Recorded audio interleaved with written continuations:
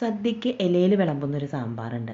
ഒരു പ്രത്യേക മണവും രുചിയാണല്ലേ അതിന്. സദ്യക്ക് വിളമ്പുന്ന അതേ രുചിയിലും മണത്തിലുമുള്ള ഒരു സാമ്പാറിൻ്റെ റെസിപ്പിയാണ് കേട്ടോ ഇന്ന്. വെണ്ടയ്ക്കയും മുരിങ്ങക്കായും തക്കാളി മാത്രം വെച്ചിട്ടാണ് നമ്മളിന്ന് നല്ലൊരു അടിപൊളി സാമ്പാർ തയ്യാറാക്കാനായിട്ട് പോകുന്നത്. അപ്പോൾ അതിനായിട്ട് ഇവിടെ ഒരു 1/4 ഗ്ലാസ് പരിപ്പ് എടുത്തിട്ടുണ്ട്. ഈ പരിപ്പ് നന്നായിട്ട് കഴുകി വൃത്തിയാക്കിയ ശേഷം ഒരു 1/4 സ്പൂണോളം മഞ്ഞൾപ്പൊടി ഇട്ട് കൊടുത്ത് കുക്കറിൽ ഒന്ന് വേവിച്ചെടുക്കാം. 2 ഗ്ലാസ് വെള്ളം ഒഴിച്ചാണ് കേട്ടോ ഞാൻ വേവിച്ചെടുത്തിരിക്കുന്നത്. ഇനി നമുക്ക് സാമ്പാറിൻ്റെ കഷ്ണങ്ങൾ വേവിച്ചെടുക്കാം. അപ്പോൾ അതിനായിട്ട് ഒരു ഗ്ലാസ്സോളം വെള്ളം ഒഴിച്ചു കൊടുത്തിട്ടുണ്ട്. അതിലേക്ക് 2 മുരിങ്ങക്കായാണ് കേട്ടോ ഞാൻ ചേർത്ത് കൊടുക്കുന്നത്. ഒരു 1/4 സ്പൂണിൽ കുറച്ചുകൂടെ കൂടുതൽ ഉപ്പും ചേർക്കുന്നുണ്ട്. അടച്ചു വെച്ച് വേവിച്ചെടുക്കാം.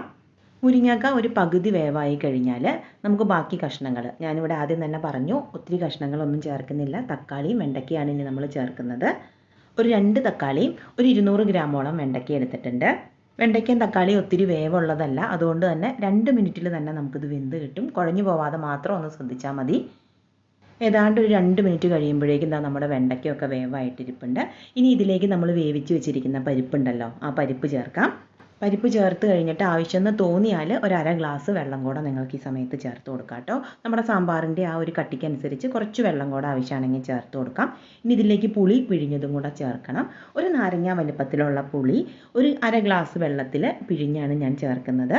ഇനി ഒരു 2 മിനിറ്റ് നേരം ഒരു മീഡിയം ഫ്ലെയിമിൽ ഇതെല്ലാം കൂടെ ഒന്ന് തിളച്ച് യോജിച്ച് വരട്ടെ. അടുത്തത് ഇതിലേക്ക് സാമ്പാർ പൊടി ചേർക്കണം. ഈ സാമ്പാർ പൊടി നമ്മൾ തന്നെ ഉണ്ടാക്കിയെടുക്കുന്നതാണ്. നമ്മുടെ സാമ്പാറിൻ്റെ രഹസ്യം എന്ന് പറഞ്ഞാൽ തന്നെ ഈ ഒരു സാമ്പാർ പൊടിയാണ് കേട്ടോ. ഇതുപോലത്തെ സാമ്പാർ പൊടി കൊണ്ട് സാമ്പാർ വെച്ചാൽ മാത്രമേ നമ്മുടെ സാമ്പാറിന് ആ സദ്യയിൽ വിളമ്പുന്ന ആ സാമ്പാറിൻ്റെ മണവും രുചിയും എല്ലാം കിട്ടുള്ളൂ. സാമ്പാർ പൊടിയുടെ ഡീറ്റെയിൽസ് തൊട്ട് മുമ്പത്തെ വീഡിയോ ആയിട്ട് കിടപ്പുണ്ട് കേട്ടോ. ഇത്രയും കാര്യങ്ങൾ വറുത്ത് പൊടിച്ചാണ് നമ്മൾ സാമ്പാർ പൊടി ഉണ്ടാക്കുന്നത്. സാമ്പാർ പൊടിയുടെ റെസിപ്പി തൊട്ട് മുമ്പത്തെ വീഡിയോ ആണ് കേട്ടോ.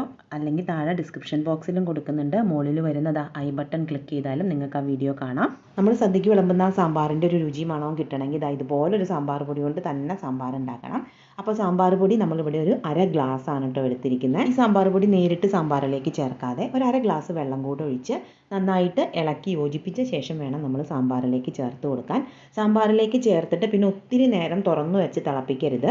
സാമ്പാർ പൊടി നമ്മൾ കടലപ്പരിപ്പും അരിയും എല്ലാം വറുത്ത് ചേർത്തിരിക്കുന്നത് കൊണ്ട് തന്നെ ഇത് ചേർത്ത് ഇളക്കി കഴിയുമ്പോൾ സാമ്പാർ ഒന്ന് കുറുകും. അപ്പോൾ കൂടുതൽ കുറുകുമെന്ന് തോന്നിയാൽ നിങ്ങൾക്ക് കുറച്ചുകൂടെ വെള്ളം ചേർത്ത് കൊടുക്കാം. ഇനി ഇതെല്ലാം കൂടെ ഒന്ന് നന്നായിട്ട് ഇളക്കി യോജിപ്പിച്ച് 2 മിനിറ്റ് നേരത്തിൻ്റെ അടുത്ത് ഒന്ന് തിളപ്പിച്ചെടുത്താൽ മതി. താളിച്ച് ചേർക്കണം. താളിക്കാനായിട്ട് എണ്ണ ചൂടായി കടുക് പൊട്ടി വരുമ്പോൾ കറിവേപ്പിലയും കുറച്ച് ചുവന്ന മുളകും ഇത്രയും മാത്രം മതി. നമ്മളിങ്ങനെ തയ്യാറാക്കിയെടുക്കുന്ന സാമ്പാറിന് ഒരു പ്രത്യേക മണവും രുചിയും തന്നെയാണ് കേട്ടോ. അപ്പോൾ ഒരിക്കലെങ്കിലും ഇതുപോലെ സാമ്പാർ ഒന്ന് ഉണ്ടാക്കി നോക്കുക. ട്രൈ ചെയ്ത് നോക്കിയിട്ട് ഫീഡ്ബാക്ക് അറിയിക്കാൻ മറക്കല്ലേ.